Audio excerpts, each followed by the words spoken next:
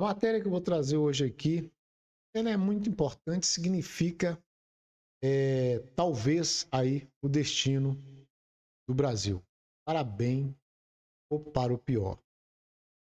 Peço que vejam o vídeo até o final para que você tenha aí um posicionamento, uma ideia do que pode acontecer se tudo continuar do jeito que está indo.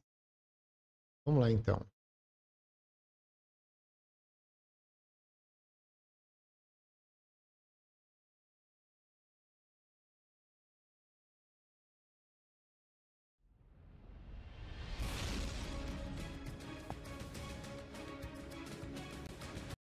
Demorou para pegar, mas foi, né? Vejam vocês, enquanto o PL de Jair Bolsonaro quer fazer parceria com o Partido dos Republicanos dos Estados Unidos para assimilar aí boas práticas do mundo civilizado, para replicá-las no Brasil, uma vez que, como a gente sabe, né, hoje os Estados Unidos é o país exemplo de democracia pujante no mundo e que vem dando certo até hoje.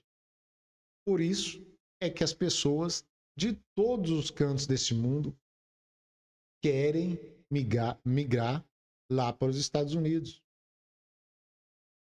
Tanto do ponto de vista econômico, quanto do ponto de vista de liberdade e respeito às crenças religiosas. Enquanto isso, nós tivemos notícia esta semana que a presidente do Partido dos Trabalhadores, e de trabalhadores nada tem, só tem o nome, está firmando aí um acordo com o PCC, que é o Partido Comunista Chinês. A presidente da sigla, deputada Gleisi Hoffmann, recebeu a comitiva dos comunas que estava liderada por Li Xi, que é um integrante do primeiro escalão do partido que governa lá o Dragão. E declarou que os dois partidos têm grandes responsabilidades em uma nova ordem mundial. Veja bem, menos assimétrica. Ou seja, a intenção é realmente buscar uma simetria, uma proximidade maior. A ideologia, eu acredito que é a mesma coisa. Enquanto Li Xi disse que a relação entre os dois partidos leva a um outro patamar. A ideia seria aí aprofundar uma comunicação estratégica com uma cooperação mútua, né?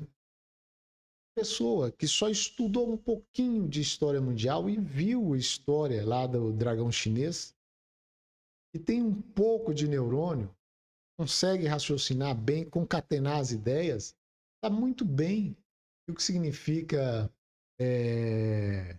o comunismo no mundo, principalmente se tratando lá do dragão chinês. Os comunistas estão no poder lá na China desde 1949, quando Mao Tse-tung assumiu o governo, quando comandou o país por 27 anos.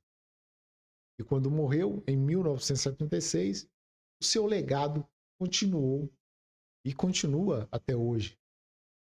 A Revolução Comunista guarda números fascinantes, deprimentes também, né? Com mais de 70 anos de criação, os comunas chineses têm em seu currículo muitas atrocidades. O período mais sangrento foi no início de sua criação, de 1949 a 1976. Em meio a perseguições políticas, desaparecimentos forçados, execuções extrajudiciais, terror, muito terror, escravidão, inanição deliberada de pessoas, né? E tantas outras barbáries. Historiadores contam que o número de mortes pelo regime pode chegar a 100 milhões de pessoas. E hoje, uma das maiores violações aos direitos humanos tem sido feita contra os uigures. Então, os uigures é um povo, são chineses, né, que moram, que habitam ali no noroeste da China, né? E a entidade de direitos humanos acusa o governo chinês de prática de gênero contra esse povo, que é o seu próprio povo. E no país, a prática é restrita, a prática religiosa é restrita. E dependendo da autorização do PCC, eles podem facilitar alguma prática religiosa. Se não, desde 1949, quando Mao ascendeu ao poder, promovendo aí a Revolução dos Comunas, onde é permitido apenas um pensamento ideológico. Por isso que só tem um partido.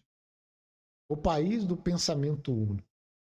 E o Partido Comunista, desde então, mantém o controle desse país. E que tem cerca de 90 milhões de membros filiados. E esse regime conseguiu aumentar a sua população, foi exatamente nesse período, né? Acho que foi de 550 milhões para quase um bilhão de pessoas. E me parece que essas são aí as práticas buscadas por esse acordo de cooperação do partido, do atual mandatário do Brasil. E não é para menos, já vimos o quanto o próprio Lula é fascinado na ideia de copiar o regime chinês aqui no Brasil. O regime chinês, regime cubano, né, venezuelano. E ele até considerou que é bem difícil e a implementação desse regime levaria aí muito tempo. Eu tenho um vídeo para mostrar. Que o povo precisa só pode ser feita se o Estado for forte. Só pode ser feita se o Estado tiver comando.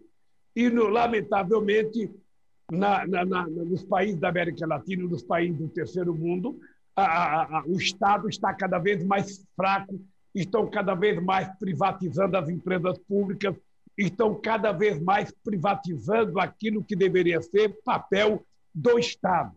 Por exemplo, a China, ela só conseguiu combater o coronavírus com a rapidez que ela combateu porque tem um partido forte, porque tem um Estado forte, porque tem pulso, tem voz de comando. Nós não temos isso aqui no Brasil. Nós não temos isso no Brasil, não temos isso em outros países. Portanto, eu acho que eu sonhava muito com os BRICS. Tá bom. E não é de hoje esse fascínio, né, que ele tem pelos comunas da China e de todo o mundo, né? Eu vou mostrar um outro vídeo aqui que define exatamente isso. As experiências de luta de um povo. Não dá para você pegar o regime cubano, colocar num navio, trazer para o Brasil, decreto-lei número 1, socialismo à la cubana. Não dá certo. Ou trazer o soviético, sabe, através de um avião, chegar aqui e decretar socialismo via Suécia, também não dá certo. Eu acho que ele será demorado, ele será, sabe, penoso, mas será nos moldes em que a cabeça do povo brasileiro estiver preparada para implantá-lo. Acredito nisso, trabalho para isso, acho difícil, veja, eu sou tão pessimista que eu acho difícil que mesmo que a gente fizesse a revolução hoje nesse país, depusesse o governo, a gente, para implantar esse socialismo, levaria quantos 30, 40, 50 anos para implantar num país de tantas coisas como o Brasil. Por isso, ninguém precisa... E essa foi uma palestra dele durante o regime militar, né?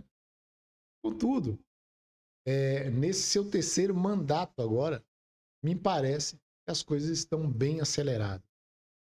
Como o seu amigo, o Frei Leonardo Boff, relatou antes dessa eleição de 2022. Eu vou mostrar aqui, ó, um pequeníssimo vídeo. muito modificado. O Lula de hoje não é o Lula de antes. É o Lula muito mais aprofundado, muito mais humano, muito mais sábio. E a gente nota pelas intervenções dele que ele vai ser, oxalá, porque as eleições estão à frente, seja um grande presidente. E ele me disse, que a gente tem muitos diálogos, que eu, ao chegar à presidência, se chegar para a eleição, é a última chance da minha vida, que tenho 67 anos. Não, 76. 76. Vai ter 67. 76. É a última chance da minha vida de fazer uma grande revolução. Vou fazer, porque depois disso já estou velho demais, não posso. Então, vou fazer um discurso político para que todo mundo possa manter a unidade nacional, mas a prática... E aí, será que vamos esperar o pior? No discurso, a gente sabe, o socialismo é uma maravilha, mas na prática, a gente vê que o socialismo nada mais é do que comunismo. Então, é isso. Curta, comente, compartilha e se inscreva.